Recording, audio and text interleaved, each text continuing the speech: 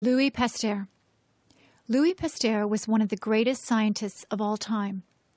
Pasteur made very important discoveries in biology and chemistry, and the techniques he developed helped greatly develop medical science and the agricultural and food industries. Pasteur was born in a small town in France during the year 1822. When he was a young man, Pasteur studied science at a university in the city of Paris. He soon did some excellent work in chemistry, and later began his famous study of germs. Pasteur was one of the first scientists to understand that many diseases could be caused by extremely small invisible organisms. Only a few other scientists had believed this before Pasteur. He advised doctors to wash their hands thoroughly before treating patients. Pasteur also demonstrated that life forms did not arise spontaneously. His research confirmed the idea, developed by previous scientists, that a living organism would not appear unless other individuals of its kind were present. One of Pasteur's most important contributions was a technique that has been named after him, pasteurization. Pasteurization kills the germs that are found in drinks, such as milk or beer. Because of Pasteur's technique, people are no longer infected with diseases by drinking these liquids. Just as important as pasteurization was a technique called immunization. Pasteur found that a person or animal could be made safe or immune from a disease by injecting the person with some weakened germs that cause the disease. The body can resist the disease after being immunized in this way. Today, many diseases are prevented by the use of this technique. Pasteur's discoveries also helped to save people who had already been infected with diseases. One such disease is rabies. Rabies is a disease that sometimes occurs in animals. This disease usually kills the animal, but before dying, the animal becomes very aggressive and may spread the disease by biting a person or another animal.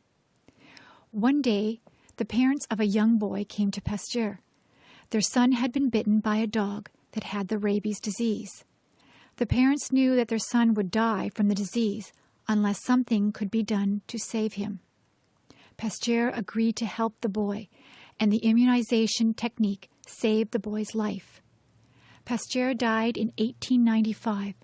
He was greatly admired around the world for his achievements, which have helped all of mankind. Today, Pasteur is considered to be the greatest figure in the history of medicine. The history of the English language. Most people know that the English language is spoken by millions of people around the world. However, few people are aware of the history of the English language. Today, English is one language, but in some ways, it's a mixture of many different languages. The English language is most closely related to a group of languages called the Germanic languages. This group also includes languages such as German and Dutch. About 1,500 years ago, these languages were not yet distinct from each other. Some of the people of Germany and the Netherlands then moved to England. Those people were called the Anglo-Saxons, and their language then evolved into English. Most of the basic words of the English language are derived from these very old Anglo-Saxon languages. For example, words for the parts of the body, for numbers, and for animals are mostly Anglo-Saxon words. Some new words were brought to England over 1,000 years ago by people who came from the Scandinavian countries of Northern Europe. Many words that begin with the letters SK, such as skin and skill, are Scandinavian words. A major change happened in the English language after the year 1066. In that year, England was conquered by a king from the northern part of France. He and his followers spoke French, so French became an important language in England. During the next few hundred years, the English language absorbed a very large number of French words. In fact, today's English dictionaries contain more words of French origin than of Anglo-Saxon origin. Part of the reason why the English language has so many words is that it often has two words for each idea, one word of Anglo-Saxon origin and one word of French origin. Many more words entered the English language a few hundred years ago when science and technology became more widespread. Most scientific and technical words are derived from words of the ancient languages of Latin and Greek. Because there are so many of these scientific and technical words in the English language today, the influence of Latin and Greek has been quite large. Other languages have also contributed many words to the English language. Some words have come from the Celtic languages spoken in Ireland, Scotland, and Wales. Many words have been added to the English language by immigrants who came to North America from various countries of Europe. Also, many more words have been adopted from the native languages of North America, Australia, and the Pacific, and from the languages of the peoples of Africa and Asia. All of these words have made English a very interesting language. African slavery in the Americas. One of the most tragic parts of the history of North and South America is the period of African slavery. For hundreds of years, many people were taken from Africa by force to work in the fields of many different countries in North and South America. When Europeans first came to the Americas, some of them realized that they might make money by growing crops and selling them in Europe. However, in order to make money, they would need a cheap source of labor. Few Europeans would come to the Americas to work for low wages, so instead, the landowners looked for slaves. In the areas of great farms or plantations, there were few Indians, so they used another source of slaves: Africa. The plantation owners usually obtained slaves by buying them from local kings in Western Africa. This led to many wars between rival kings within Africa who tried to capture each other's people in order to sell them as slaves. A few kings tried to avoid the slave trade, but this was very difficult. During a period of several hundred years, from the 1500s to the 1800s, about 12 million people were taken from Western Africa to the Americas. Many more people died as slaves before leaving Africa, and many more died on the ships that took them to the Americas. This was because the conditions on the ships were extremely unhealthy. The ships were far too crowded, and there was little food and water. When the African slaves arrived in the Americas, the plantation owners made them work on farms that produced goods such as cotton and sugar. In many places, they worked very hard, and many of the slaves died from overwork. They were then replaced by other slaves who arrived from Africa. However, many slaves survived despite the brutal conditions. In some places, the African slaves were able to revolt against the plantation owners. However, this was difficult because the slaves who had recently arrived spoke many different languages. Some slaves escaped into wilderness areas and were able to remain free from the plantation owners. As time went by, many people in Europe and in the Americas realized that slavery was wrong. By the 1830s, slavery had been ended or abolished in islands owned by the British and in parts of the United States. In the southern United States, slavery was ended in the 1860s during the Civil War. In some countries, such as Brazil and Cuba, slavery only ended in the 1880s. Today, many millions of people in North and South America are descendants of slaves who were brought from Africa. The effects of slavery have lasted for many generations, and there was much racial prejudice against African people when slavery ended. However, some have achieved success despite these disadvantages. Today, the people of African background in North and South America are a very important part of the population in many countries. Worries about physical appearance. Most people would like to have an attractive physical appearance, but some people become very worried about the way they look. This can sometimes lead them to do things that are unhealthy. For example, many women believe that they must be very thin in order to be attractive. They see pictures of fashion models who are very thin and then believe that an attractive woman must look the same way. However, many men prefer the appearance of women who are not so thin. In order to become thin, some women try to reduce the amount of food that they eat. When this is taken to an extreme, a woman might eat far too little food to remain healthy. Her weight may become dangerously low as she tries to become thinner and thinner. This condition is called anorexia, and it affects many thousands of women in Western countries. Anorexia is one of several conditions known as eating disorders. Another eating disorder is called bulimia.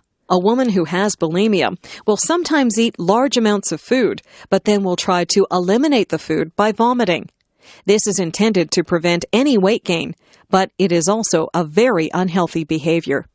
Unfortunately, some women are concerned about being very thin, but some women have different concerns related to the appearance of their body. For example, some women believe that their breasts are not large enough and will undergo surgery to enlarge their breasts.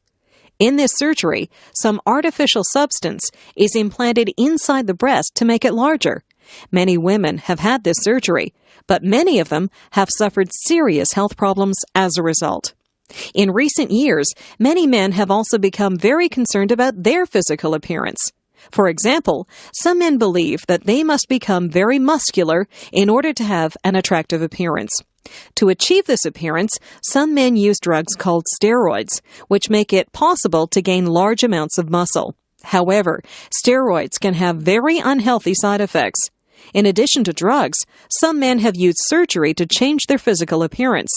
For example, some men have had implants to make their arms, legs, or chest appear larger. It is unfortunate that so many people feel so unhappy about their physical appearance and that they do unhealthy things to change the way they look. Of course, everyone should try to be healthy, but people must also learn to accept their physical appearance. Many different body types can be attractive, but there is no single ideal body type. There is no need to use unnatural methods of changing one's body. Physical fitness. In modern society, many people find that they do not get very much exercise. They travel by bus, train, or car, and they can move up or down in elevators. They have machines that do most of the heavy work that was once done by people. However, exercise is important for staying healthy. A person who exercises frequently will be physically fit. There are different aspects of physical fitness. One important element of being physically fit is called cardiovascular fitness. The word cardiovascular refers to the heart and lungs. If one's heart and lungs are in good condition, then one can exercise at a steady pace without soon getting tired. To develop cardiovascular fitness, it is important to perform some exercise that makes one's heart beat quickly. For example, a person can improve cardiovascular fitness by riding a bicycle, by running, by swimming, by rowing, or even by walking quickly. Some people go to special places called health clubs or gyms where they can use different exercise machines to develop their cardiovascular fitness. But many people improve their cardiovascular fitness by playing recreational sports such as tennis or soccer, or by dancing vigorously. By having good cardiovascular fitness, one is less likely to suffer from heart disease. Of course, there is one way to improve cardiovascular fitness that does not involve exercise. Stop smoking. Another important aspect of physical fitness is called flexibility. Flexibility refers to one's ability to stretch comfortably. For example, a healthy person should be able to touch his or her toes without bending the legs. People can perform various stretching exercises to improve flexibility. By being flexible, a person can avoid injuries that might otherwise affect their body. Yet another important aspect of physical fitness is the strength and endurance of one's muscles. Many people suffer from injuries that result, in part, from weakness of the muscles. Muscular strength and endurance can be improved by a variety of exercises. Some of these exercises involve lifting a weight, but other exercises simply involve pushing or pulling against the weight of one's own body. One example is an exercise called the push-up. In this exercise, a person lies on the floor with the face pointing down. The person bends his or her arms so that the palms of the hands are on the floor, next to the shoulders. The person then pushes with his or her arms, lifting the upper part of the body above the ground until the arms are straight. Before starting to do any exercises, it is a good idea to have a medical checkup. Some people do not want to exercise because they think it will be too much work. However, many people find that they feel very good when they exercise. Exercising can be an enjoyable and fun way to maintain health and fitness. The history of trial by jury. In most English-speaking countries, a person who is accused of a crime has the right to a trial by jury. In a trial by jury, the guilt or innocence of the accused person is decided by a group of 12 people called jurors who must listen to the evidence about the case. The idea of a trial by jury is over 800 years old, but there was a time when criminal cases were decided in other ways. Today, many of these methods seem ridiculous and cruel. Many accused people were forced to undergo a trial by ordeal. There were several different kinds of this trial. For example, in the ordeal by fire, an accused man was forced to carry a red-hot piece of iron in his hand. People believed that if the man were innocent, then the gods would protect him, and his hand would not be burned or blistered by the iron. Another form of the trial by ordeal was the ordeal by combat. If one person accused another of a crime, they would be forced to fight each other with some weapon. People believed that the gods would help the man who was right and allow him to win the fight. Yet another kind of ordeal was the ordeal by water. If a woman was accused of a crime, such as witchcraft, she might be thrown into a river with rocks attached to her. People believed that the gods would help an innocent woman and allow her to float on the water. Gradually, people realized that the trial by ordeal was a completely worthless way to judge a person's innocence or guilt. They wanted a less barbaric way to decide criminal cases. During the 12th century, a new method was introduced by one of the kings of England, Henry II.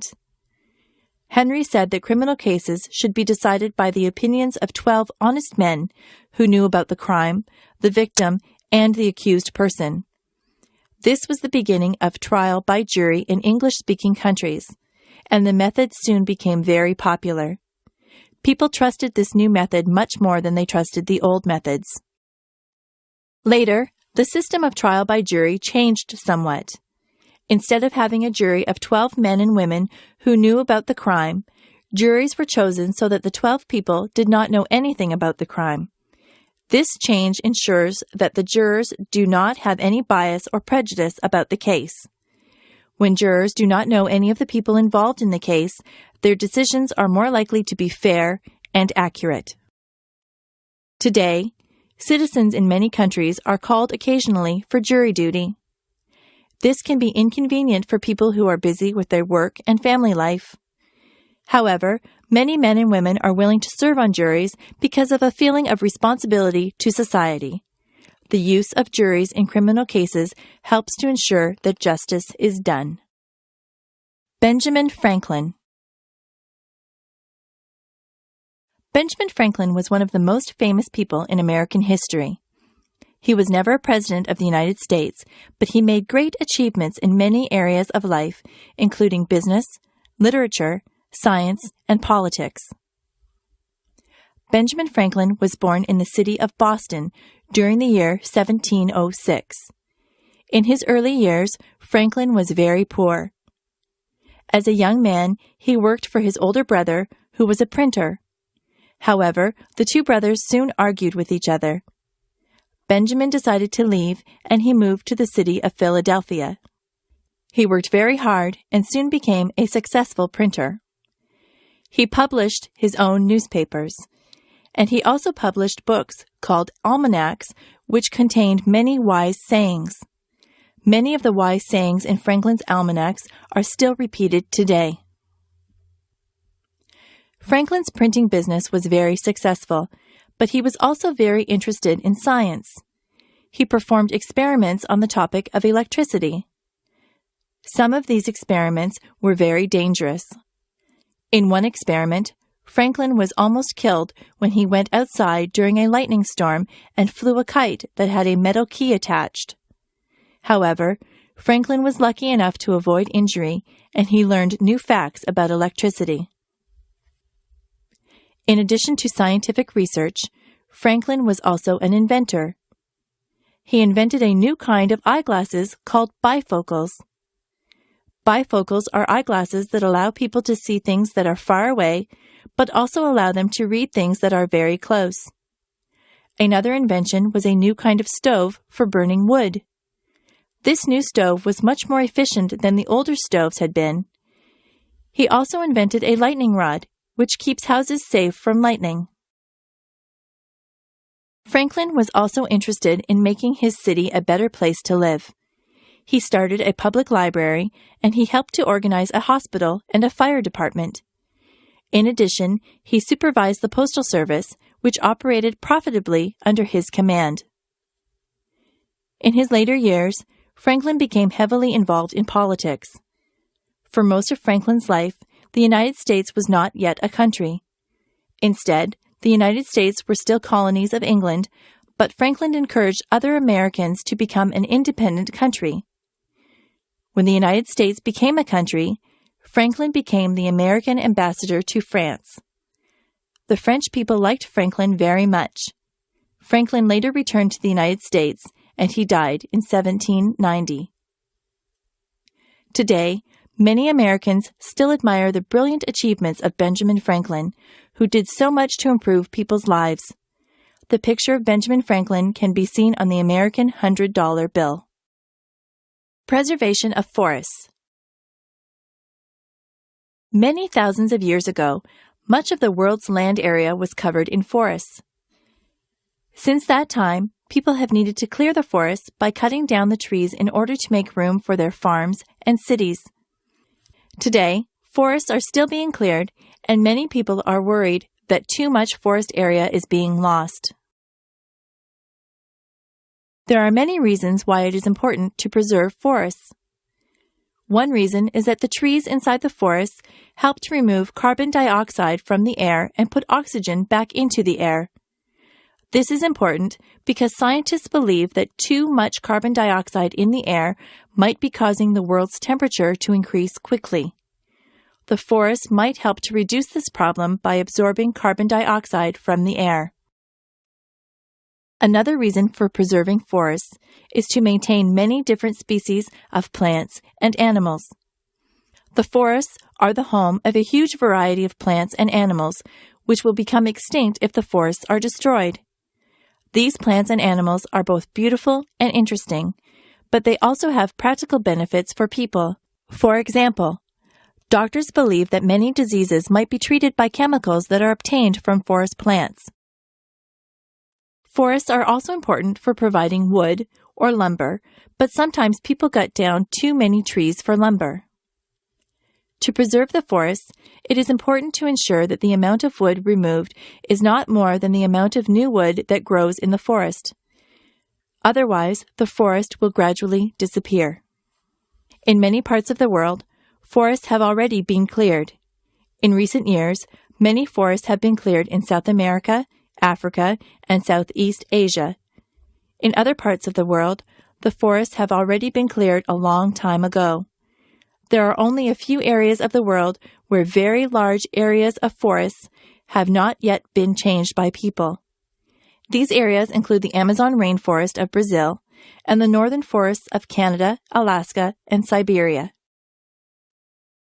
Some countries have passed laws to protect their forests from being cleared. For example, a country can declare its forest areas to be a national park and prevent the forest from being cut down. However, this is very difficult for poor countries to do. The people may want to cut down the forest to obtain wood, to gain access to natural resources in the forest areas, or to have new land for farming. When forests are cut down to gain new farmland, however, people usually find that the soil is not very good for farming. It is a difficult challenge to provide opportunities for poor people of the countries and to protect the forests at the same time. However, it is very important that this challenge be met successfully because the forests will be needed by future generations of people. True or false? 1. Preservation of forests is important because the trees remove carbon dioxide from the air and replace it with oxygen. 2. Plants and animals should be preserved because they are beautiful and beneficial to people. 3. Cleared forest land is often excellent for farming. 4. People have been clearing the Amazon rainforest for years. Violence on television. Nowadays, the issue of violence on television is often debated. Many people are concerned that the images of violent acts might cause the viewers to become more aggressive. Some of these people believe that there should be restrictions on violent television programs. Other people feel that individuals should be able to choose what they want to watch on TV. Many of these people believe that violent television is unlikely to affect people's behavior. One of the concerns that some people have about violent TV is that the viewers might imitate aggressive acts. For example, consider a TV program that shows professional wrestlers. Some people believe that children who watch the program might copy the actions of the wrestlers and that this could lead to serious injuries. As another example, consider a TV program that shows people shooting guns at each other. Some people believe that viewers of such a program might be more likely to use a gun in their disputes with others. Another concern that some people have with violent TV is that it might make people less sensitive to the effects of violence. In other words, people who watch many acts of violence on television might no longer be shocked by violent acts. They might then become quite tolerant of the use of violence. Some people do not believe that violence on television is likely to have harmful effects. They point out that many terrible acts of violence occurred long before television. They also argue that people can tell the difference between television and real life. That is, they say that people are unlikely to imitate violent acts and are unlikely to become less sensitive to violence in real life. Also, they argue that parents are able to prevent their children from watching violent television. Psychologists have conducted some research studies on the effects of violent television. Some studies have shown that children who watch a lot of violent TV do become slightly more aggressive as adults. Other studies have found that people behave somewhat more aggressively after watching a violent program. This is especially true for people who have an aggressive personality. Finally, some other research has found that rates of murder tend to increase slightly in the days following a televised boxing match. Nearly all psychologists now agree that violence on television does contribute to aggressive behavior in everyday life.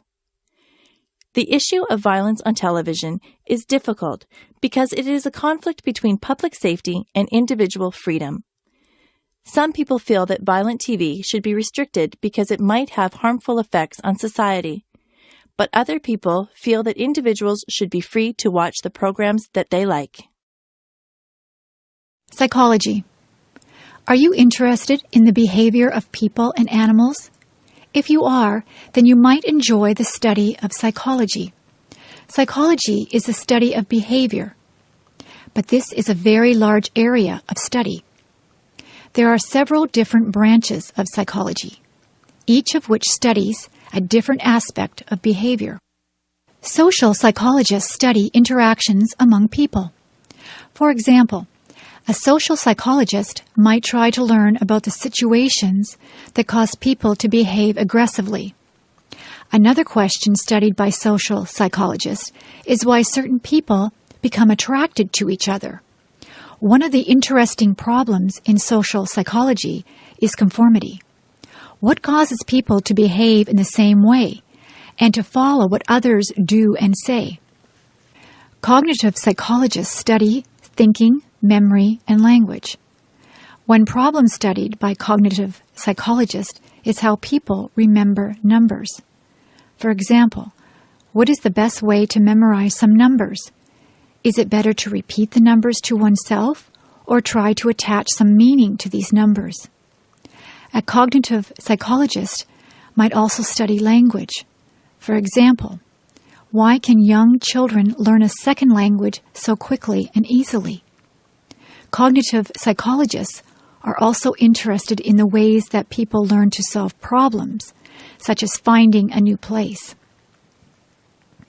Clinical psychologists study mental illnesses. For example, clinical psychologists might try to find out the causes of depression and to figure out ways of helping people who are depressed.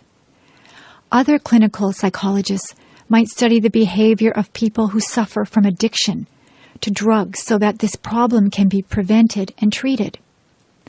Another topic of interest to clinical psychologists is violent behavior. It is very important to find ways of preventing violence and to change the behavior of persons who act violently. Some psychologists are interested in the measurement of psychological characteristics. For example, psychologists might develop tests to assess a person's intelligence, personality traits, or interests. These tests can be used to help people make decisions about education, occupation, and clinical treatment. Psychologists who study the behavior of animals are called ethologists. Ethologists often go into the wilderness areas to watch the activity of birds, fish, or other animals. These psychologists try to figure out why it is that some animals have instincts for various behaviors, such as parenting, mating, or fighting. Some ethologists have learned very much about the unusual behaviors observed in many animals. These are only a few of the many areas of psychology.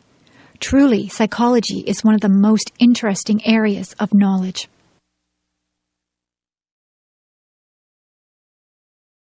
Corruption. When an official of a government or business is acting dishonestly, we say that this person is corrupt. Corruption is a serious problem in many countries around the world. There are several different kinds of corrupt practices, including bribes, kickbacks, nepotism, and embezzlement. A bribe is a payment of money or some other benefit in exchange for a decision that would not otherwise be made. For example, an accused criminal might bribe a judge so that the judge would make a decision of not guilty. Another example is that a business owner might bribe a government official so that the official would allow the construction of very unsafe buildings. A kickback is similar to a bribe, except that the official receives some part of the money in a dishonest business deal. For example, governments sometimes decide which company should build a road. A company might offer money to a government official who makes the decision, so that this company will be chosen, even if it's not the best company for the job. Nepotism happens when an official unfairly gives advantages to his or her relatives. For example, a government official might hire a brother or sister to do a job, even though other people would be much better qualified for that job. Of course, all of us want to help our relatives, but it is wrong to do this at the expense of the public. Embezzlement happens when an official secretly steals some money from a company or government. For example, a manager at a company might secretly move some of the company's money to his or her own bank account, and that manager might lie about his or her expenses in order to receive more payment from the company. Corruption has very bad effects on people in several ways. Sometimes it can lead to very dangerous situations. One example of this is when unsafe construction projects are approved by officials who have been bribed. Another example is when criminals are freed as a result of bribes. Also, a country's economy can be damaged by corruption. For example, if companies must pay bribes in order to do business, then they may decide to leave the country. Also, if people's tax money is stolen by corrupt officials, this makes the people poorer. In addition, when company officials are corrupt, it makes the company less able to compete with other companies. How can corruption be stopped? An important step is for each person to decide not to act in ways that are corrupt. People must agree to take this problem seriously. Also, each company and each government must have strict rules about corruption. It must be very clear to all employees, from the lowest to the highest, that corruption is totally unacceptable. Canada, provinces and territories. Canada is one of the largest countries in the world. It is located in the northern half of the continent of North America, above the United States. Canada is divided into 10 provinces and 3 territories, each of which is different from the others. The province of British Columbia is located at the far western end of Canada. British Columbia stretches from the Pacific Ocean at the west to the Rocky Mountains at the east. British Columbia contains the city of Vancouver, where 2 million people live. Most of the land of British Columbia is very mountainous, with vast forests covering the mountains. In British Columbia, forestry is an important industry, providing wood for people around the world. Moving east from British Columbia, the next provinces are Alberta, Saskatchewan, and Manitoba. These are known as the prairie provinces because they are mostly made of flat, grassy land called prairie. Alberta is the province where the flat prairie meets the tall, beautiful Rocky Mountains.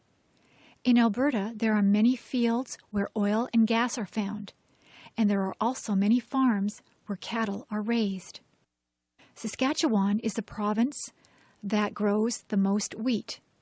Wheat from Saskatchewan is sent around the world to make bread and pasta for many people. Manitoba is the other prairie province. Its largest city, Winnipeg, is about halfway between the Pacific and Atlantic Oceans. Winnipeg has the coldest winters of any large city in the world, with temperatures sometimes reaching -40 degrees Celsius. Moving east, the next province is Ontario. The land in the northern part of Ontario is very rocky and contains many thousands and thousands of lakes. Many mines are found in northern Ontario. In the southern part of Ontario, there is good farmland, and there are also many cities where factories produce cars and steel. Ontario contains Canada's largest city, Toronto, as well as the capital city of Canada, Ottawa. In the southern part of Ontario are 4 of the largest lakes in the world, known as the Great Lakes. Next to Ontario is the province of Quebec. Unlike the other provinces where most people speak English, most of the people in Quebec speak French. The capital of Quebec is called Quebec City, and this is one of the oldest cities in North America. Quebec City contains many buildings that are hundreds of years old. Also in the province of Quebec is the city of Montreal. Of all the French-speaking cities in the world, only Paris is larger than Montreal. In the eastern part of Canada are the Atlantic provinces, which are next to the Atlantic Ocean. These provinces are New Brunswick, Nova Scotia, Prince Edward Island, and Newfoundland. In the Atlantic provinces, fishing is an important industry. Tourism is also important, as many people come to see the beauty of these provinces. The people in these provinces are said to be the friendliest in Canada. In the far north of Canada are the 3 territories that lie beside the Arctic Ocean: Yukon, Northwest Territories, and Nunavut. Many of the people in these territories are the native people of Canada, known as the Indians and the Inuit. The northern areas have very cold, dark winters. The summer is short, but the days are very long and bright. 2 great artists, Leonardo and Michelangelo. Many people admire the paintings and sculptures that artists create. Some very beautiful paintings and sculptures were created by 2 men who lived in the same country at the same time. These men were Leonardo da Vinci and Michelangelo. They both lived in Italy around the year 1500. Leonardo da Vinci is most famous for his painting called the Mona Lisa. This is perhaps the best-known painting in the world. The Mona Lisa shows the head and shoulders of a dark-haired woman. When people look at this painting, they are often captivated by her smile and by her eyes, which have a look of mystery. Another painting of Leonardo's is called The Last Supper. This painting shows a famous scene from the Christian religion. In this painting, Jesus Christ is seated at the middle of a long table, with his followers, the disciples, seated around him. Many of the paintings that were created at this time have a religious theme. Leonardo was not only an artist, he was also interested in engineering. he actually worked for some time as an advisor to a military leader, helping him to develop new machines for use in war. Leonardo also made rough drawings of machines that are similar to those that were invented much later, such as submarines and helicopters. Obviously, Leonardo was an extremely creative man. Michelangelo was about 23 years younger than Leonardo. In addition to being a painter, Michelangelo was also a sculptor, and many experts consider him the greatest sculptor of all time. One of his most famous sculptures is David, which is a statue of a young man who was a famous figure in the Bible. Another great sculpture of Michelangelo is called the Pieta. The Pieta shows Mary, mother of Jesus, holding the baby of her son across her lap. Michelangelo is also famous for painting the ceiling of a church known as the Sistine Chapel. The leader of the Roman Catholic Church, Pope Julius, asked Michelangelo to paint the ceiling of this new church. This project required many years of hard work, and the Pope complained that it took too long. However, when the work was finished, the ceiling of the Sistine Chapel was covered with beautiful paintings of many scenes from the Bible. Fortunately, many of the works of Leonardo and of Michelangelo can still be seen today in art galleries of Europe. During the past 500 years, the color of the paintings had faded somewhat, but in recent years, some work has been done to restore the paintings to their original appearance. The Vikings. About 1,000 years ago, people known as the Vikings were known and feared throughout Europe. The Vikings were the people of the northern part of Europe called Scandinavia, which includes the modern countries of Denmark, Norway, and Sweden. The Vikings made their living by farming and fishing. However, by about the year 700, they began making attacks or raids upon towns along the coast of Europe in order to steal the wealth of those towns. The Vikings made their attacks very quickly and without any warning. They were very cruel to the people of the towns they attacked, and they sometimes destroyed the towns by burning down the buildings. In some parts of Europe, the local kings would often fight against the Vikings. Sometimes, however, the kings would pay the Vikings in order to persuade them not to attack. Although the Vikings were known as fierce warriors, they also built excellent ships. The wooden Viking ships, called longboats, were able to sail even in very bad weather. Many Viking longboats were about 20 meters long, but some were nearly 90 meters long. The Viking sailors used both sails and oars to move their ships. The Vikings traveled across a large area.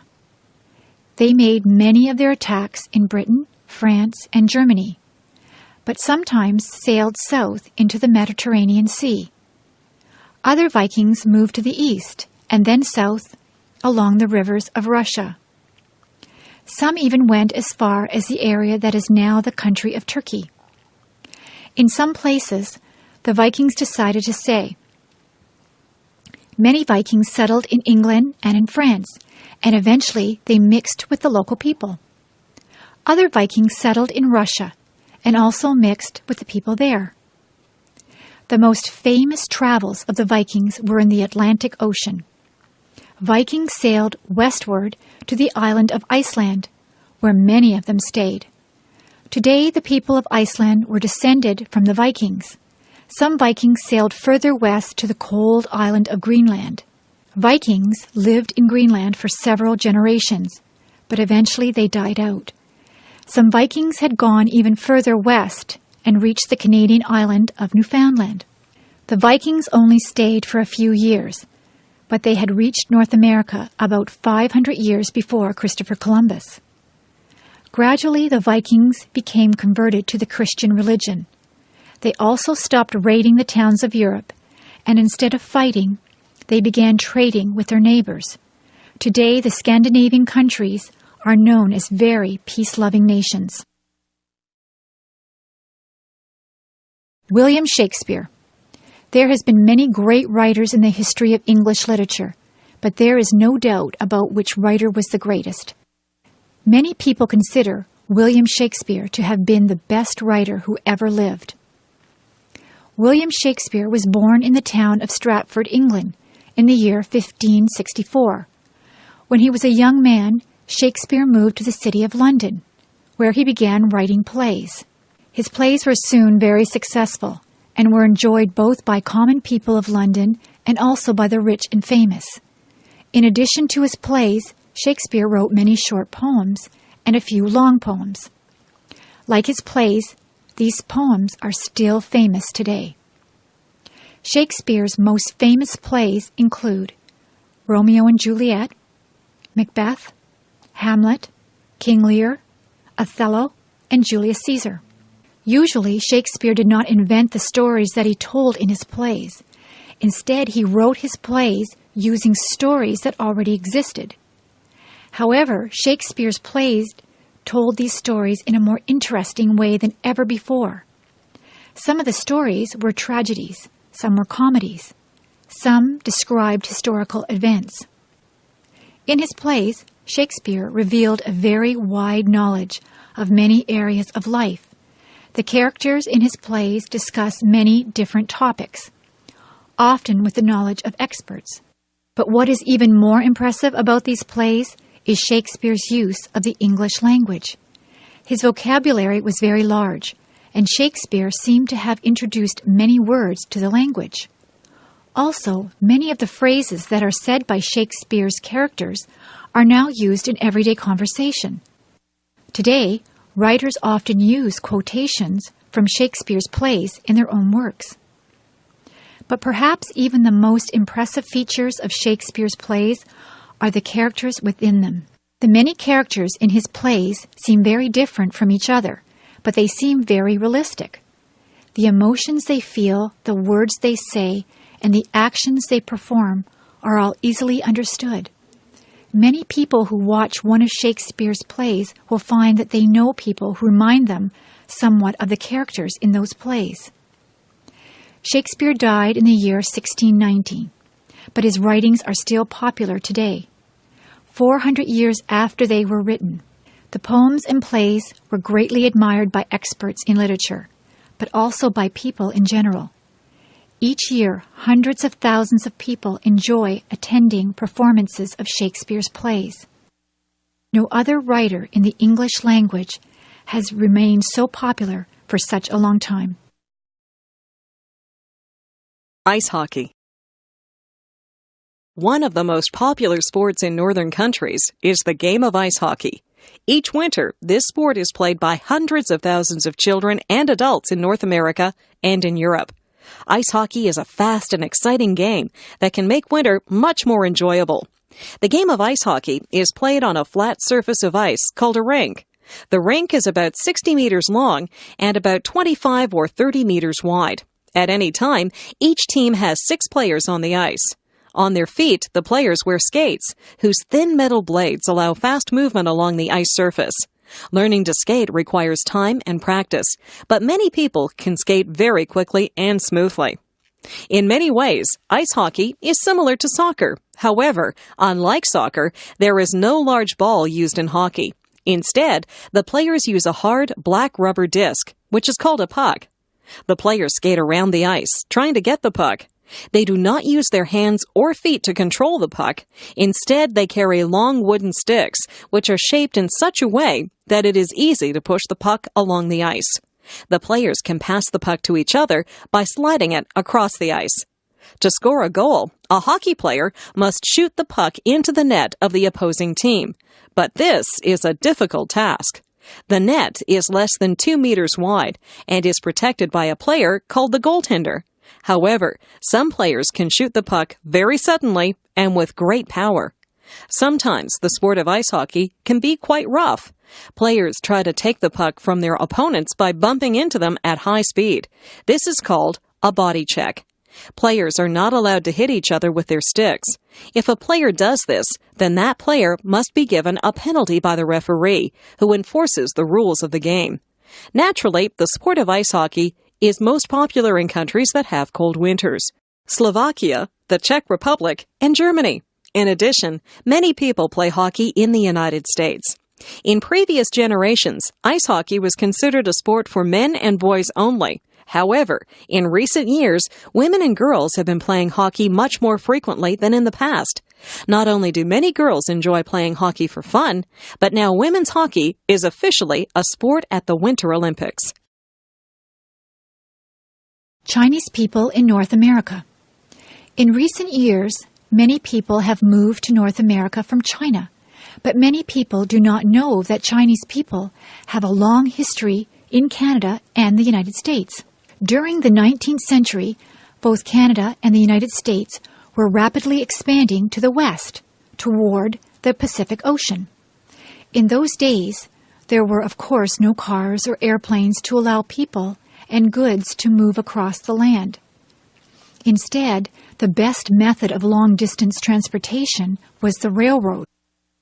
Railway trains could move quickly across the countryside. However, there was one problem. Before the railway trains could run, railroads had to be built across very long distances. To build the railroads was a very big job. Many men would be needed because the distance was so long and the land was so difficult, with many mountains and rivers to be crossed. For the men who owned the railroad companies, it would have been too expensive to hire Canadian or American men to build the railroads, because those workers would only work for high wages. The railroad owners decided to get workers from overseas. Many Chinese men were willing to work for low wages because they were very poor. These men would work very hard and send much of the money back to their relatives in China. Thousands of Chinese men were brought to North America to work on the railroads. They did good work, but their employers treated them badly. The workday was very long, and working conditions were very unsafe. Many Chinese men died in accidents while constructing the railroads. Some Chinese women also came to North America, but there were many more men than women.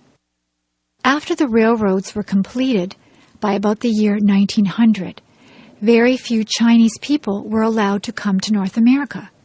Most people in Canada and the United States were not familiar with Chinese people and did not want strangers to come to their countries. Any Chinese person who came to North America had to pay an expensive tax. This made it difficult for Chinese men to bring their wives and families to join them in North America. Later, the governments of Canada and the United States made Chinese immigration illegal. Eventually, the people of Canada and the United States realized that their laws had been unfair. They changed the rules so that Chinese people could immigrate in the same way that people from other countries could do so. In recent decades, many Chinese people have moved to North America and have formed a very lively and successful community. Many cities, such as Toronto, Vancouver, San Francisco, and New York, have been enriched by Chinese culture. Chinese people are now very prominent in North America, just as they were many years ago.